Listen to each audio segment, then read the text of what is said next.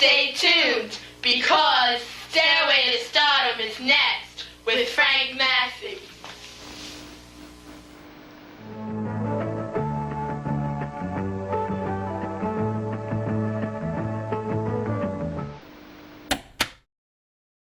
Welcome to TeeVee Games, and welcome also to the first episode of the reboot, assuming I uploaded this in the correct order. Can it be that it was all so simple then? Let's meet Frank Masi. Born 1925 in Philadelphia, Pennsylvania, Frank Massey grew up inspired by the big band crooners of that era, Perry Como, Art Lund, Bing Crosby, and of course, Frank Sinatra. Eager to add his name to that illustrious list, Frank spent his nights as a lounge singer. While working the lounge circuit, Frank would meet former big band and backup vocalist Evie Day. The two formed a professional partnership, but they would find demand for their vintage 1940s sound had diminished drastically over the years, leaving them with fewer venue options. However, there was one outlet where they were able to put on the kind of show they wanted to do without any limitations. The anything goes realm of public access. The following program is presented by its producer through the facilities of Manhattan Cable Television, in accordance with government regulations. Public access television was the government's answer to concerns expressed by FCC Chairman Newton and Minow. Your license lets you use the public's airwaves as trustees for 180 million Americans. The public is your beneficiary. You must deliver a decent return to the public. I invite each of you to sit down in front of your own television set when your station goes on the air. I can assure you that what you will observe is a vast wasteland. He wanted television to serve the public in a more positive manner. It may have been too late for broadcast channels to turn things around, but community access television, or simply cable television, had a promising future. Originally just a means to deliver over-the-air channels to sets located in areas with poor reception, it eventually evolved into an industry that was able to offer a vast array of choices without the same limitations of traditional over-the-air broadcasting. In 1972, the FCC mandated that the top 100 cable markets offer up to 3, but no less than 2, channels for public, educational, and government interest, the so-called PEG channels. While this rule was expanded in 1976 to affect all providers with at least 3,500 subscribers, it was eventually struck down by the Supreme Court in 1979 as they determined it to be an unlawful intrusion into private business. Nonetheless, several local governments, as a condition for awarding contracts to cable providers, often mandated these PEG channels anyhow. New York City was one such municipality. Manhattan, the only borough of the 5 that had cable at the time, was served by 2 providers, Sterling and Teleprompter. Both were required to provide 2 channels for public use, along with studio access, equipment, and training for anyone who requested it, at no charge. Furthermore, no advertisements could be run, nor content restrictions mandated. The well-intentioned idea behind public access was for television to finally become a two-way means of communication. It was to be an audio-visual representation of the thoughts and concerns of the big city's diverse population, censorship-free. Instead, what they got was, well, public access television. Why do you think you are nuts? Why do you think you are nuts? Are you nuts? They know the power of their penis, and they know how to soothe her body and to soothe her vagina. Why do you think you are nuts? Why do you think you are nuts? Why do you think you are nuts? Are you nuts? Are you nuts? Have you lost your guts? Are you nuts? Are you nuts? 2 other young ladies independently have called and offered me a job. Why do you think you are nuts? Are you nuts? Are you nuts? Have you lost your guts? You nuts? Are you nuts? Eating cigarette butts? Why do you think you are nuts? Why do you think you are nuts?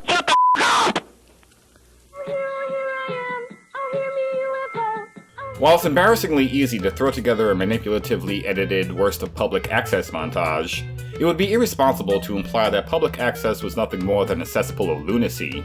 Public access was also home to some of the most unconventional and innovative entertainment. And without the meddling of network executives or demands of sponsors, these shows were allowed to thrive. There are songs to remember. Falling somewhere in between both extremes, we have the Frank Massey Nostalgia Show, also occasionally known as Songs to Remember. What makes those time-worn memories seem so fantastically swell? Premiering in 1979 on Manhattan cable television, Frank Massey and Evie Day would entertain viewers with renditions of their favorite big band era classics. Oh, look, there's a lot of songs from the 40s, or what they call the big band era. Well, everyone loves those songs from the 40s. To say it catered to a very specific niche would be a gross understatement. Frank and Evie took turns in the spotlight for most of the show, only handing the reins to one guest vocalist, typically saved for the back end of the episode. Think of the cause, never think what you've lost. This format would evolve by 1981. The new show put more emphasis on outside talent. Evie Day moved to behind-the-scenes work as talent coordinator while Frank's wife Tilly stepped up to co-host. Filmed at ELA Studios in Manhattan, the set was dressed up to look like your grandparents' rec room, except with a house band that proudly boasts a 90% success rate hitting the correct notes. To go along with these changes, the show was rechristened Stairway to Stardom. On the stairway to stardom, you see tomorrow's stars today. Frank's retooled show was business as usual at first. Amateur singers stretching their vocal muscles in a safe space amongst their peers on a quiet public access set. But it wasn't too long before their call for participants started bringing in those with more aspiration than talent. Acts on Stairway to Stardom came in 4 flavors. First, and the most rare, are the genuinely good acts. You're watching Anthony Cula, one of the few examples I was able to find. This guy is actually a Tony Award-winning choreographer with an extensive resume. On the sidewalk. By far the most common acts are those falling in the second category, competent but unmemorable. These are performers who would have no trouble scoring a part at their local community theater's production of Guys and Dolls, or even booking a wedding gig for the budget-conscious bride and groom. While they do provide a minimal recommended daily allowance of entertainment and are probably affable individuals, I also picture them as the insufferable type who take karaoke way too seriously. Lady in red. Stop showing off, kid. Chestnuts roasting on an open fire. Then there's the third category, acts that are uncomfortably bad. Surprisingly uncommon, given the reputation of this show and public access in general. Typically, I lump most of the stand-up comedy acts in this category. What would happen if you had a telethon for dandruff? People take ears for granted. This meat didn't have to be up here next to your ear like this here. Our ears could have been somewhere else. There's room for them. This is true. If this meat wasn't here, you'd be wearing goggles. Their material, suffice it to say, wasn't the strongest. Made worse by the fact that without a real audience, the only feedback was the pity laughter of the crew and other performers waiting in the wings. I says, Ma, we're gonna hang lights on your boobs. We'll rent you out as a studio apartment. You said, I'm so crazy. Finally, the fourth category, and the one that likely helped earn Stairway to Stardom its cult following, is what I call the surreal acts. You can't turn away from them. They're way too bizarre. So elated. Come on now, give it to me, baby. Give it up, girl.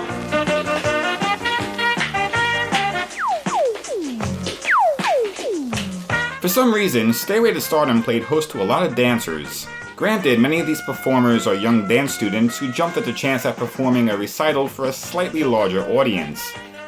My apologies to these kids, by now adults, who perhaps appeared on this show before they were old enough to evaluate that decision rationally, but I still can't ignore the camp value. Not that adults didn't join in on the fun. But it wasn't all Dance Party USA. Many of these Category 4 performers were aspiring singers, although now they were going beyond the previously preferred reliance on 40s classics. On the boat and on the plane, they're coming to America. I love you. I honestly love you. Eagles belong where they can fly. Fly to birds sing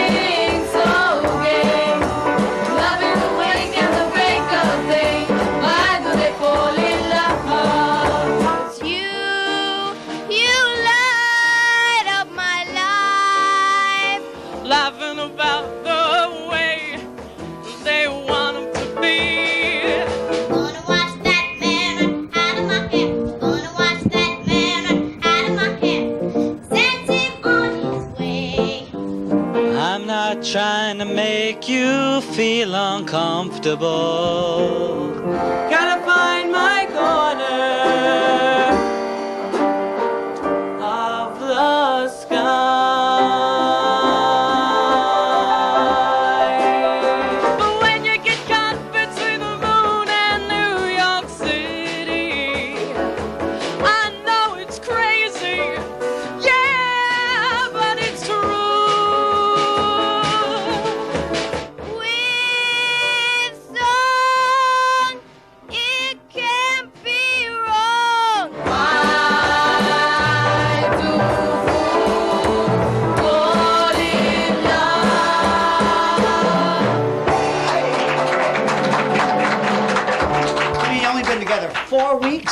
Then there were those who wrote their own songs. Anything can be a musical topic, as Lucille Cataldo here illustrates. Hairdresser, hairdresser, whoa, hairdresser, hairdresser, hairdresser, would you set me up? Make a little wave or two. Make me into something new. 'Cause I am so blue. You would think that there's really only so far you could take a ditty about your favorite hairstylist before you run out of things to say. You would be wrong. I'll make sure I tip you good. Cut my hair, it won't behave. Set it up with gel and a wave. Are you sure this piece looks great? I'm worried, I'm tired, I'm late. Teaser Louise, you know she's not out to please. This goes on for 4.5 minutes. Please,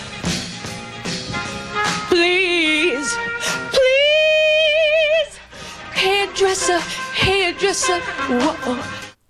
Say what you want about Lucille, but she did bring the enthusiasm. Though I often wonder what the exact opposite of her would look like. Let's ask Raymond Lucky.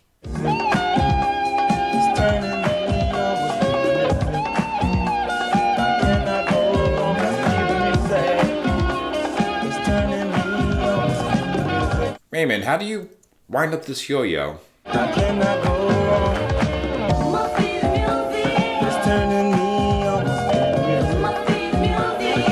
The only thing missing from this performance is an extended, awkward dance break. Perfect.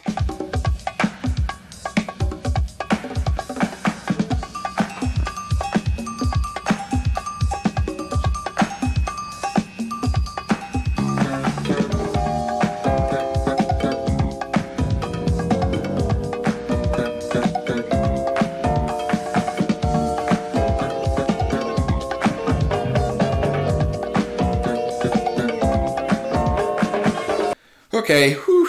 I think Raymond may have overstimulated the audience. Let's take it down a bit with something more serene. I guess you and the girls have been wondering why I've got me this new hairdo and new clothes. You remember that guy, Alfie, that we met in the pub? Well, he's been managing me now. And next week we're going to go to London to make a demo. Oh, a demo's a recording, Libby, of my singing voice.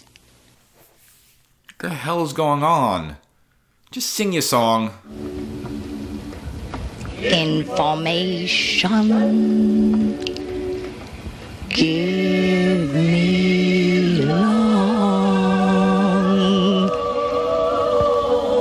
distance. Operator. Information.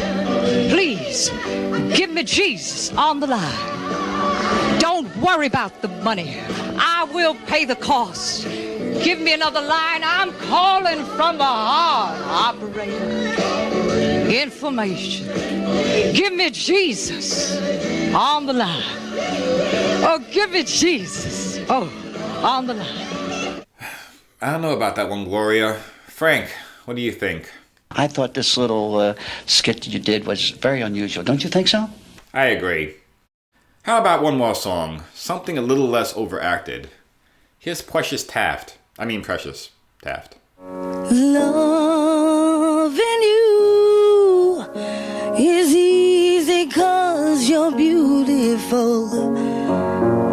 Making love with you is all I wanna do.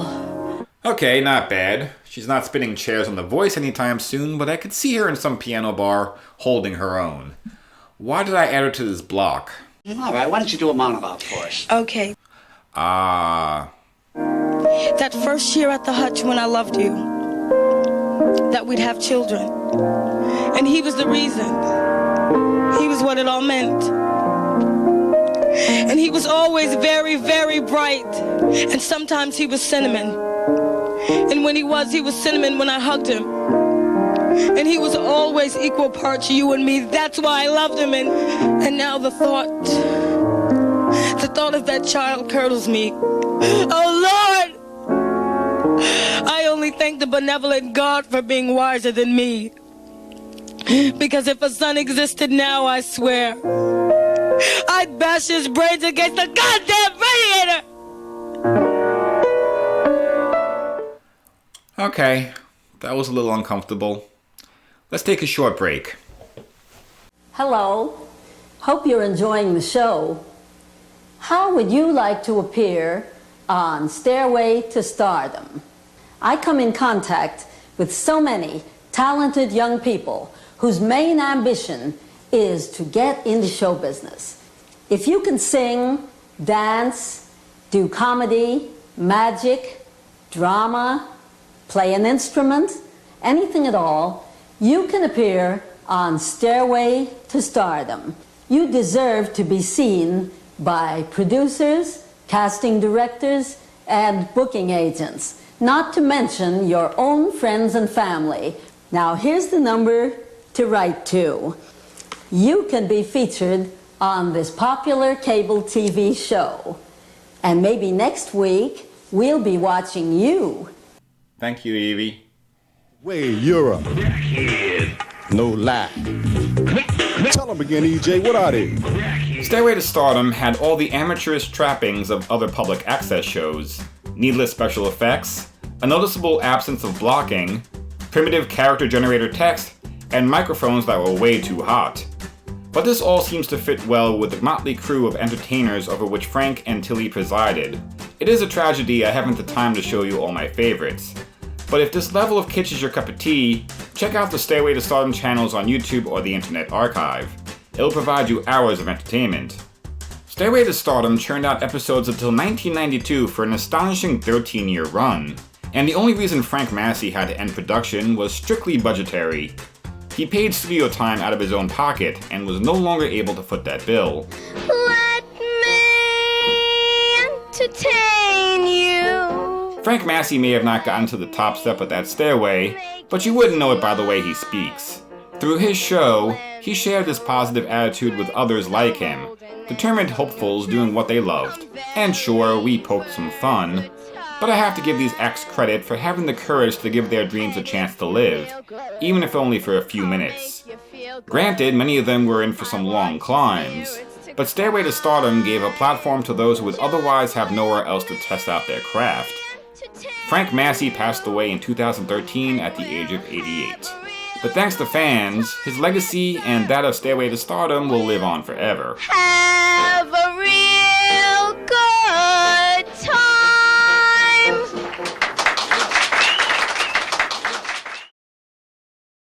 There's a long way to go on the stairway to stardom.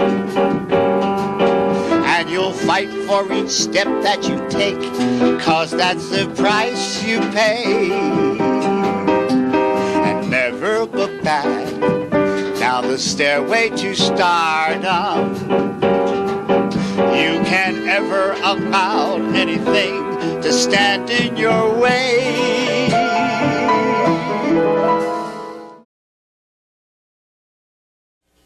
That was beautiful, Precious.